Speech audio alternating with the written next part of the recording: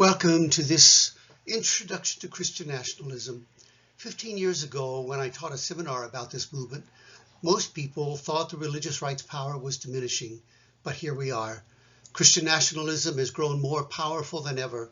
It had direct access to the White House under President Trump and now has a majority in the Supreme Court. The number of tweets, posts, and news stories about this threat to our democracy has multiplied since the summer of 2022. I'm Jimmy Reeder, and this is my lovely wife, Joy Bergfalk. Formally, I'm the Reverend Dr. Jimmy Reeder, but I prefer Jimmy. I've been a Baptist minister since 1970 and active in churches all my life. I'm sad and angry about what is happening to Christianity. This course will help you understand it. At the end of the video, in each section, you will find several learning activities to help you learn more about this movement and what you can do. My doctorate from Princeton Theological Seminary focused on change and conflict and the role of imagination in experiencing transformation. Imagine a different nation, a different world than what we see right now. This course will open up the possibilities. In 2004, I published a book called Moral Values, What I Learned Growing Up in Church. For 30 years, by then, conservative Christians had claimed the right to define the moral values of this nation. But I thought their view of morality was skewed. So I wrote about values of compassion, grace, and generosity, and offered a different path forward for churches and the nation.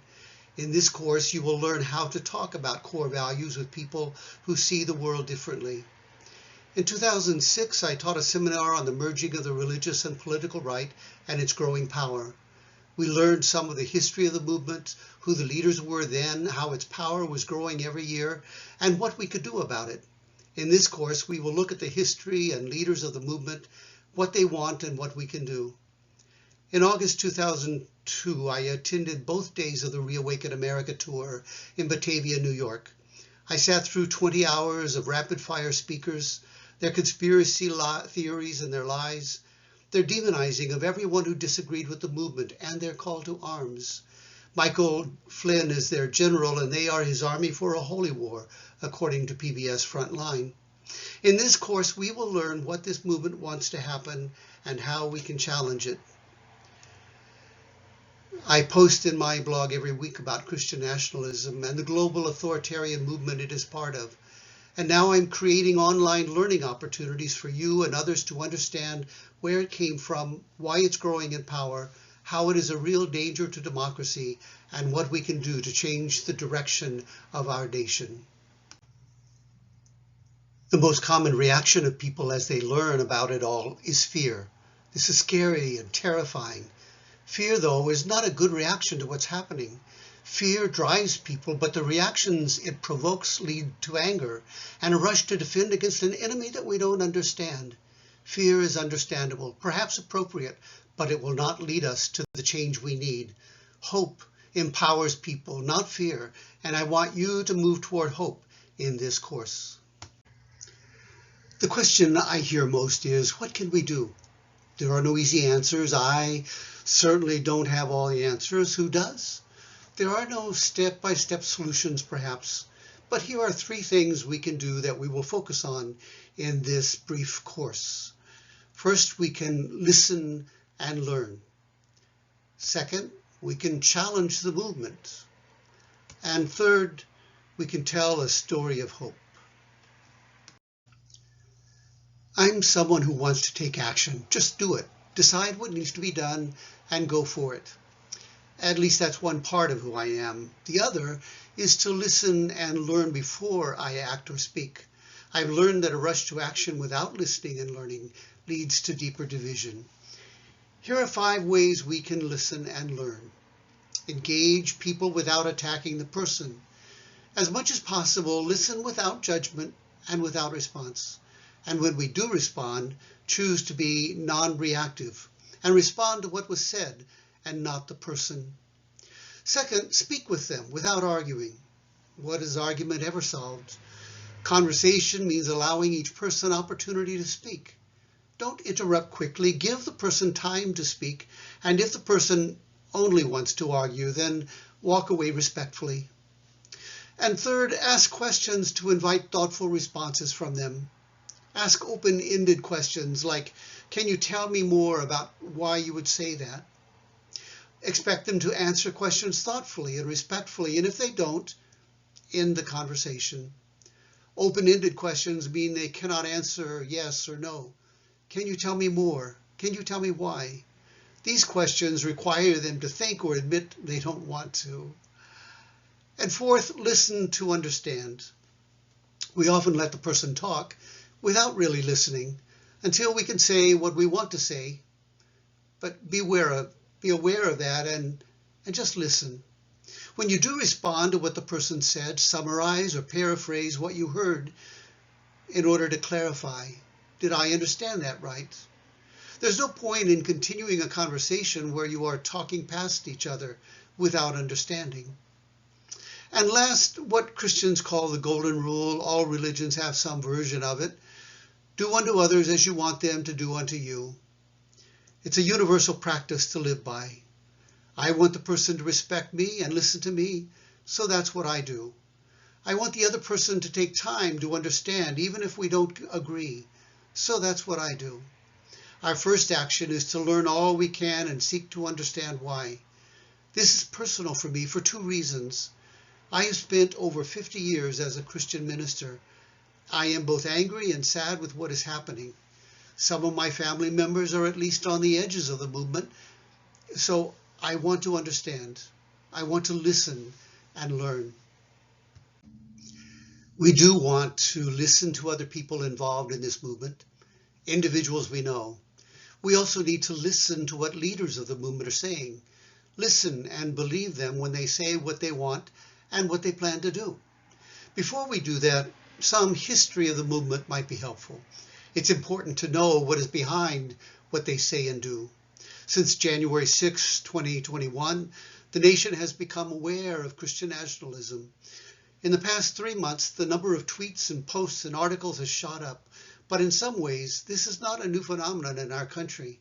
The merging of religion and politics comes from the early days of Puritans in Massachusetts, a belief that America was founded as a Christian nation, chosen by God to be a city on a hill, a shining light to the world.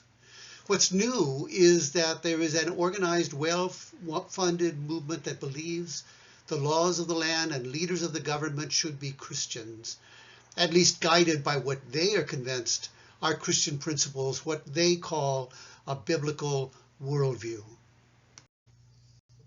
Christian nationalism is a subset of religious nationalism, and together they are a subset of a global authoritarian anti-democratic movement. At its core, it is about power, and leaders in the movement use religion, abuse religion, and people for whom religion is important to acquire and maintain power. You will find more than you want to know about this in a book by Catherine Stewart, The Power Worshippers, Inside the Dangerous Rise of Religious Nationalism. It's one of the best books available to understand their 50-year quest for power.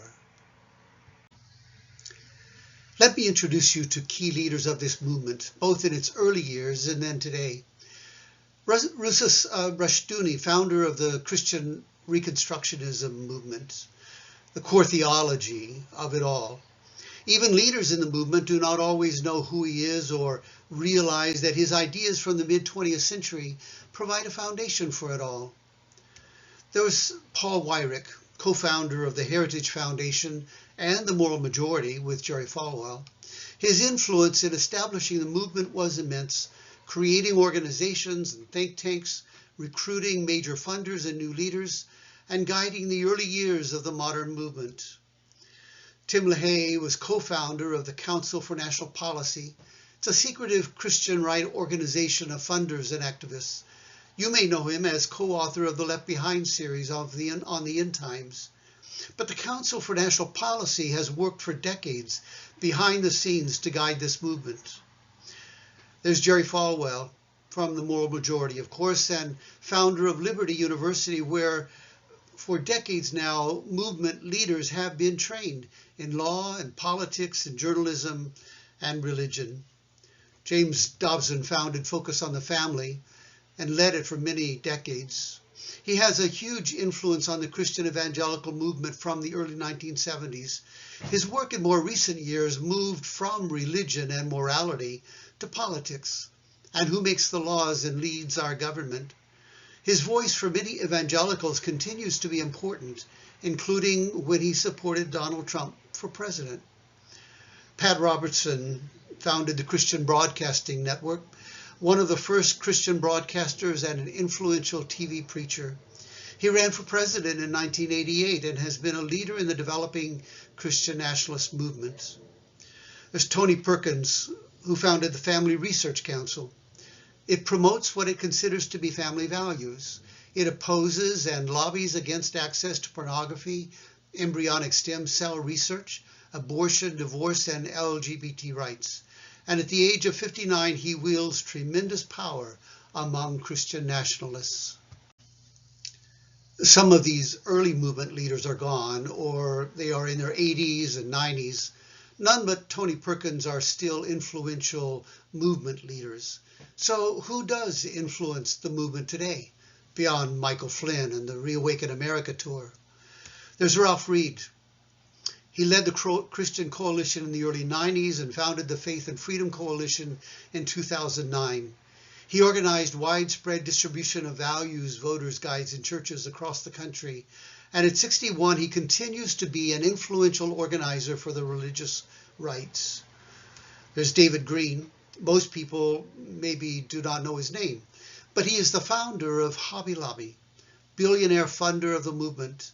He pays for full-page Christian nationalist ads, hires lawyers to argue their cases before the Supreme Court. David Barton is someone you should know. He has no training in history, no professional credentials, but through the years he became the so-called expert for this movement, promoting what he calls a forgotten history, what others call a pseudo-history, of the religious founding of the United States, the belief that this should be declared a Christian nation, and the rejection of separation of church and state. He was influential in the Christian homeschooling movement. His ideas are in all their curriculum. Jerry Falwell Jr. was heir to all his father built. He used Liberty University to welcome Donald Trump and was one of his earliest supporters. Of course, he was disgraced by his behavior and is no longer a leader. Franklin Graham, heir to Billy Graham's Evangelistic Association, an early supporter of Donald Trump and a public supporter since 2014 of Russian President Putin as a global leader of this movement. Robert Jeffress is the senior pastor at First Baptist Church in Dallas, a staunch supporter of Donald Trump. He has a new book out now with the title, America is a Christian Nation. Marjorie Taylor Greene is not generally considered a movement leader. She's a congresswoman from Georgia, of course, a conspiracy theorist. She's being considered as running mate if Donald Trump runs again for president. I include her here because she is on the news daily and publicly claims the name of Christian nationalist. Ron DeSantis, Florida governor, outspoken Christian nationalist who is already governing his state according to what he calls a biblical worldview. And Lance Waldau, he's a key leader in a movement called the Seven Mountains of Influence. It's a self-declared, widely accepted prophet in certain circles and a staunch supporter of Donald Trump. The history of this movement is embedded in 400 years of history. John Winthrop, founder of the Massachusetts Bay Colony in 1630, the man who first spoke of this land as a city upon a hill. It was John Smith, co-founder of Jamestown, Virginia in 1608. There are many founding fathers, as we call them, of the United States. They were deists and theists mostly, even secularists, though most probably had ties to a Christian denomination. They certainly were not today's version of evangelical Christians with what evangelicals now call a biblical worldview. By birth, true confession, by birth I belong to this group, which has always been a minority in this nation. White, European, heterosexual, male, and Protestant Christian. Historically, this minority believed that privilege, power, and wealth were our birthright, even the divine order. This is the story we told, the narrative we crafted, the myth taught to our children. When we were challenged, we passed laws and used the courts and violence, if necessary, to enforce that privilege and power. None of that is new. In Virginia, in the 1600s, white men created slave laws and the slavery code, which declared they had the right to own men as property. Over the next 2 centuries, white men continued to write the laws, embed them in the Constitution, and enforce them with violence if necessary. What is called the Great Replacement theory, spoken of at the Reawaken America event, is rooted in this historical narrative. The white minority in the South especially were always afraid they would lose their power or their property or even their lives if black people gained power. It goes back at least to Virginia in the 1600s with their slave laws, and to Reconstruction after the Civil War when black men could first vote and began electing other black men to Congress and to state and local office. Most of these white men were professing Christians. Their ministers and theologians preached and wrote theology to reinforce it all. Robert P. Jones in The End of White Christian America and its sequel, White Too Long, has detailed this tragic history. The Christian churches in America have been complicit, if not outright leaders, in this history of white supremacy. In White Too Long, he describes what became the Southern myth. He writes, Reconstruction was generally represented as a time when white Southerners were victimized by vengeful occupying federal forces who supported black politicians primarily as a way of humiliating their defeated enemies. Southern whites were victims who were dishonorably treated after fighting a noble war. They had lost the war, but they would not lose their culture and their home. They would not have black people replace them or their enemies govern them. So many slogans of today's movement are rooted in this history, and they refer not just to black people, but all people of color and to Jews as well. They will not replace us. Take back our country. Or the language constantly used of demonizing their enemy and seeing themselves as the victim. The story continues through to the present day, when the history of what this movement calls a Christian nation is still being lived out by people who are afraid their country has been stolen from them and they are being replaced. Heather Cox Richardson writes about that history and how the South won the Civil War. She writes, the Republican Party had formed in the 1850s as a Northern party, and it had largely stayed in the North. After the Civil War, Republicans had to figure out how to build a national party if they were to stay in power.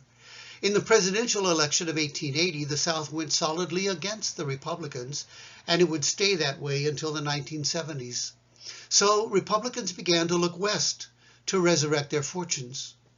Today, the South and the West especially are home to Christian nationalism, and Republicans are in power in the South and the West, with Democrats more in the North and the urban centers.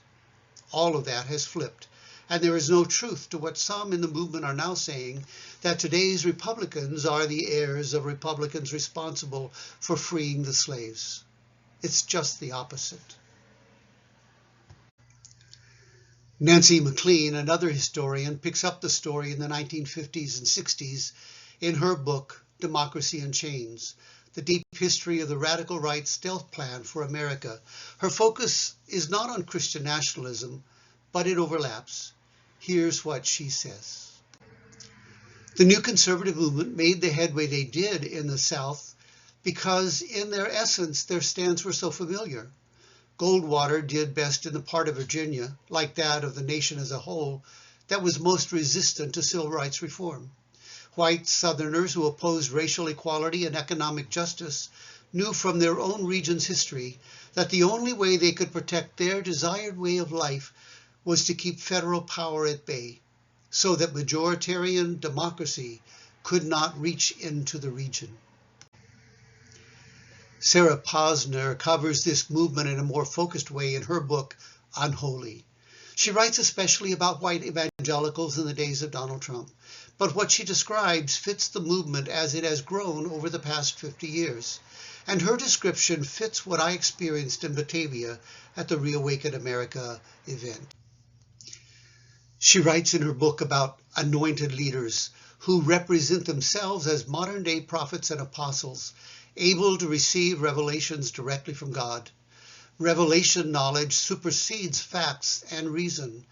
God's strongman, Donald Trump, in her book, articulates their shared grievances, that alien, anti-Christian, anti-American ideologies have taken over the government, judiciary, media, education, and even popular culture, and forced edicts upon a besieged white Christian majority, cowing them into submission by invoking political correctness that aims to censor, silence, and oppress them. Many speakers in the Reawaken America tour deny the charge against them of promoting white supremacy and violence. They point out that a third of the dozens of speakers are black, although 95% of the audience was white, and that there was no violence in and around the event, although there were personal bodyguards and armed security and visually violent images.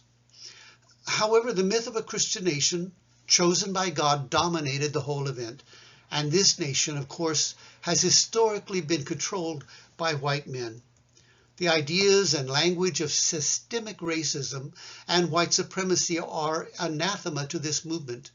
Only individual responsibility matters to them, and racism only exists in their minds if an individual consciously hates a person of another color. That same core belief leads to a denial of hate being part of their movement. In their minds, they don't hate their enemies.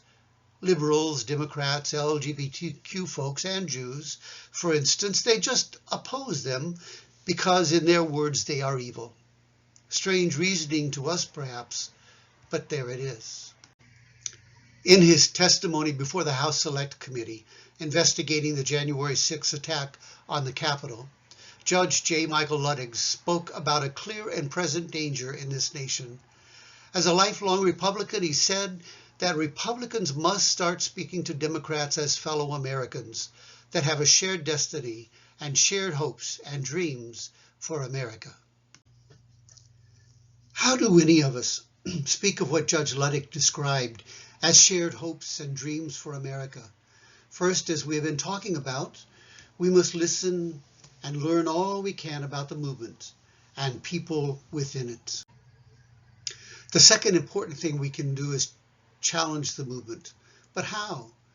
How do we do that? Here are 4 things. We vote, confront, speak, and refuse. Vote and elect people willing to speak out. Some have called voting our sacred right. In a democracy, we choose our elected leaders by going to the polls. This is why voter suppression, redistricting, and voting laws to restrict the number of people who can vote all are such a danger to democracy. We need elected leaders who create the laws and judges who enforce the laws to be people who will speak out and challenge this movement. Be public and confident in confronting misinformation and lies. The more we learn about the movement, the more we listen to what they are saying, the more we will recognize misinformation and lies. And when we hear them, we must challenge them and confront people who are spreading it all. Speak truth with respect and compassion. To call out misinformation and lies does not compromise respect and compassion. How we call it out might, so we must be careful in how we do it. I believe all people deserve respect and compassion. That's why calling it out is one way to save them from themselves, if we can, and to keep other people from accepting what they say. Refuse to be their enemy. We must challenge the movement and its leaders without seeing them as our enemies. They routinely call people who are outside of their movement enemies and demonize them and call for them to be defeated. But I refuse to do the same. The Reawaken America tour, rooted in Christian nationalism, uses a persecution narrative. In Batavia, I heard one speaker after another build on that story of being victims who are being treated unfairly by the enemy. shouting that their culture, religion, and nation are being destroyed, and they must defend themselves and their country. We witness this especially with white Christian nationalists for whom Jewish people are enemies. The language of one speaker was typical. The storm is upon us. We win, they lose. We are at war on a wartime basis. They are evil enemies of freedom. War has been declared. The media is aiding and abetting the enemy. This was a call to arms, to rise up and fight for freedom. The organizers and leaders of this movement deny that they encourage violence, even though speakers regularly use the rhetoric of warfare and enemies and the mission. The main speaker and organizer was always referred to as the General Michael Flynn, who PBS Frontline describes as raising an army of God to fight a holy war. How can people who are Christian, people who claim to follow Jesus, how can they use racism, violence, and hatred to stir people to action? This movement calls for people to take back our country. They are praying for America to become a Christian nation again, under laws and a government that operates by what they call Christian principles. None of this makes sense to us, some of us, and it must all be challenged. Another claim to challenge is that the founders never intended for there to be a wall of separation of church and state. Really? Here is what Thomas Jefferson said: erecting the wall of separation of church and state is absolutely essential in a free society. And not just the founders. Teddy Roosevelt said, I hold that in this country there must be complete severance of church and state, that public monies shall not be used for the purpose of advancing any particular creed, and therefore that the public schools shall be non-sectarian and no public monies appropriated for sectarian schools. And then there's John F. Kennedy. I believe in an America where the separation of church and state is absolute, where no Catholic prelate would tell the president, should he be Catholic, how to act. I do not speak for my church on public matters, and the church does not speak for me.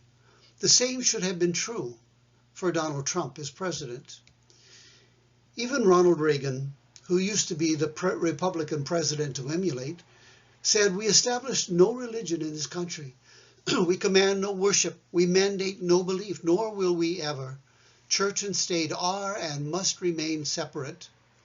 Christian nationalists say, never mind what Jefferson, Roosevelt, Kennedy, or even Ronald Reagan had to say about it. Never mind that the Constitution says no religious test shall ever be required as a qualification to any office. Never mind that the First Amendment says Congress shall make no law respecting the establishment of religion or the free exercise thereof. Why is this so important to Christian nationalists? Because the narrative they have heard repeatedly says that Christians must make the laws and govern the nation by biblical principles, as they understand them, of course. It's something called dominionism. It means that Christians must take dominion, take power over the nation if it is to be saved, in their view. In recent years, a theory called the 7 mountains of influence has taken hold. The 7 spheres of influence are these: family, business, media, church, education, arts, and government. And what they say is that only when Christians are in charge of running it will America be saved. And they believe that with all their hearts. So what can we do? We can do these 3 things that we have been learning about. Listen and learn. We must know what and who we're facing. Challenge the movement. Speak out. Call out the misinformation and lies. Elect people who will stand up. And now we want to learn more about how to tell a story, craft a new narrative, and repeat it everywhere. Let's look more closely at this 3rd action, to tell a story of hope. This authoritarian movement, including Christian nationalism, uses fear to drive people. Fear does that. It drives people to do all kinds of things, never good. We need a new story that gives people hope. That's what empowers them to do good in life and to build a better future. We want to craft an alternative narrative to this one that the movement tells, a story that includes them without excluding others. And we want to tell it repeatedly everywhere until it feels like common sense. Freedom, faith, family. These are major themes of Christian nationalism. The movement creates fear by telling people repeatedly that their freedom, their faith, and their family, all of it is in danger from liberals, the woke left, socialists, and worse. We use these same words, do we not? We share these same core values for freedom, faith, and family, but we mean something very different. How do we change the narrative and tell a story that persuades? Not everyone can be persuaded to see the world differently than they do now, but some can. In a New York Times article, Anand Giridharadas introduced his new book, The Persuaders. His book seeks to persuade us that people can change. He says the right understands that the more one's ideas are repeated, the more they seem to millions of people like common sense. Again, the more a story is told, the more it seems like common sense. For instance, a recent Fox News story spun the narrative that critical race theory is being taught in public schools, although denied, they say, by Democrats and the media. And of course, with the assumption that it is bad for our children and our country. And what do they say is being taught?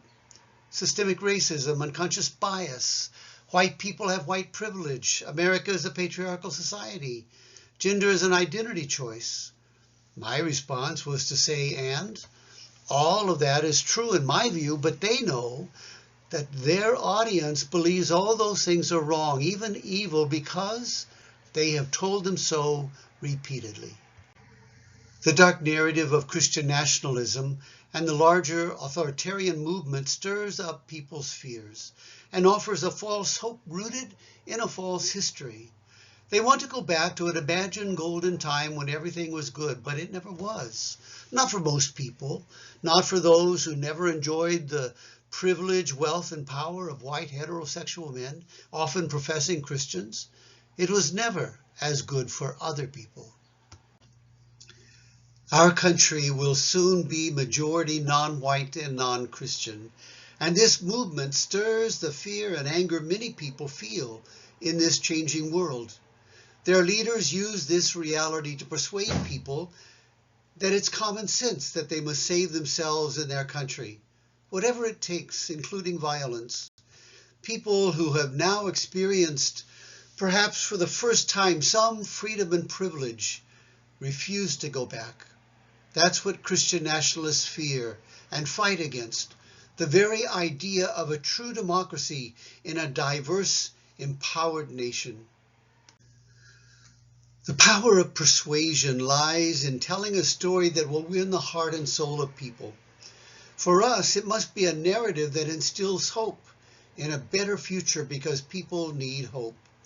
We need to learn how to do what leaders of this movement have been doing for a long time. Craft a story that motivates people and repeat it so often that it sounds like common sense. For us, though, it will be a story that inspires hope for a better future for everyone. Imagine hope, not despair, love and not fear. Imagine a good future and then work for it. To imagine something is to really see it, to gain a new perspective on what is there. What we see is not necessarily the reality. So do you see a duck or a rabbit? Or here, do you see a young woman or an older man with a large nose? Or here, do you see 3 or 4 pieces of lumber? Or here, do you see a penguin or a silhouette of Abraham Lincoln? Sometimes we need a fresh perspective, and we need someone else to see it for us and show us what they see. Kristen Kobes-Dumez is a history professor and evangelical Christian. She gives us a different perspective on this movement in her book, Jesus and John Wayne, how white evangelicals corrupted a faith and fractured a nation. She traces the history of Christian nationalism over several decades to show us how this branch of Christianity came to prize rugged individualism, as Heather Cox Richardson terms it. They value what John Wayne came to epitomize: discipline, command, hero, warrior, a real man, strong man. That's why people support Donald Trump and Michael Flynn, and preachers and political leaders and anyone they see as a strong man, a warrior, a hero who will take command and enforce discipline, even if that strong man is a woman. A man named George Lakoff gave me a new perspective on all of this that has helped me craft a narrative of hope. He is a cognitive linguist and philosopher who taught at UC Berkeley until his retirement in 2016. He wrote a book called Moral Politics in 1996 and a more readable version in 2004 called Don't Think of an Elephant, Know Your Values and Frame the Debate. His perspective, his model, is that the basic difference in the right and the left, the conservative and the liberal, is between the values of strict fathers or nurturant parents. Here's a quick glimpse of the two worldviews, two fundamentally different ways of seeing and understanding the world. Strict father people hold authority to be a core value, and that this is what the world is like: absolute rules, competition, self-discipline, individual responsibility, reward and punishment. Nurturant parent people hold compassion to be a core value, and that this is what the world is like: empathy for people, cooperation, self-development, social responsibility, and mutual care. We are all a mixture of the two, of course. No one is all one way or the other. It varies from one part of our life to another. Yet I know that I want a world like nurturant parents would create, and that's the narrative I want to craft. We need to eliminate overused, meaningless terms like left and right, liberal and conservative, especially when they're used in a disparaging way. Authoritarian and compassionate distinguish two basic worldviews. Do we imagine the world as authoritarian or compassionate? There will always be overlap, a continuum, as there is in all of life, but in which way do we see the world? Which way do we imagine our future? Let's think of it as being on a continuum. If authority and compassion are the two core values, we can go either way from there. People who view life in terms of who has the authority might see that as setting and enforcing rules.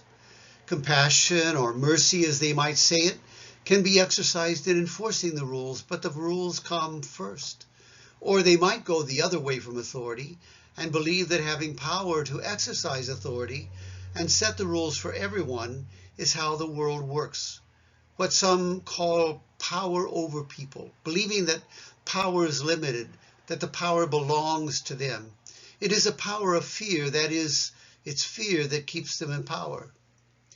People who view life in terms of having compassion for people might see that primarily as empathy, trying to understand other people and what's going on, being tolerant, bending the rules as needed.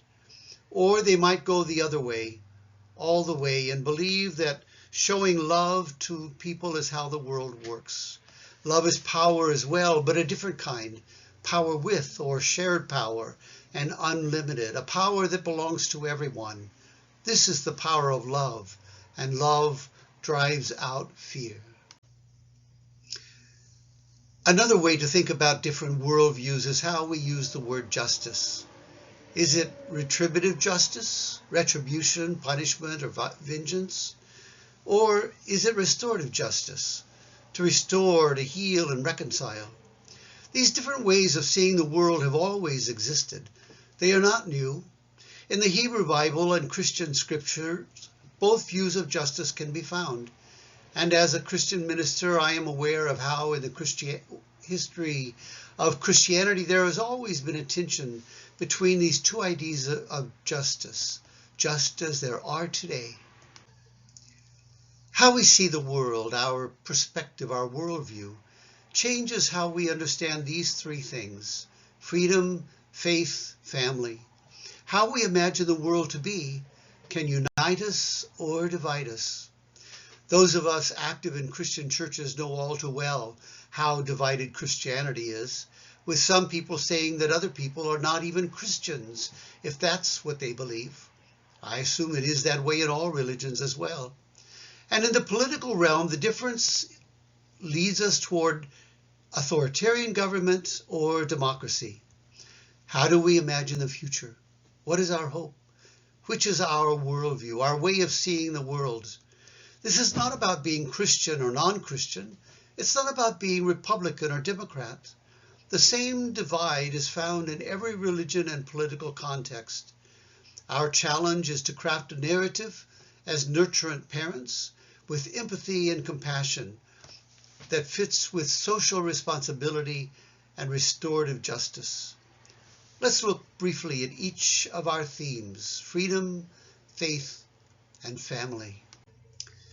When I imagine freedom, this is what I see: democracy, of the people, by the people, for the people, where people are free to protest without retribution and punishment. I see a nation where freedom of speech, press, and religion is for different expressions of thought, ideas, and beliefs, spoken with some limitations. Free speech means expressing diverse ideas, not hatred and lies, not demonizing people as enemies or less than human, not calling for them to be killed or eliminated, not even as rhetoric that can be dismissed by saying, well, I didn't mean that. When I imagine faith, this is what I see: diversity embraced, all forms of the Christian religion and all religions, and respect for differences among us. Notice the religious landscape in 2016, as many people who are unaffiliated as there are Catholics, both white and non-white, and a colorful array of many others.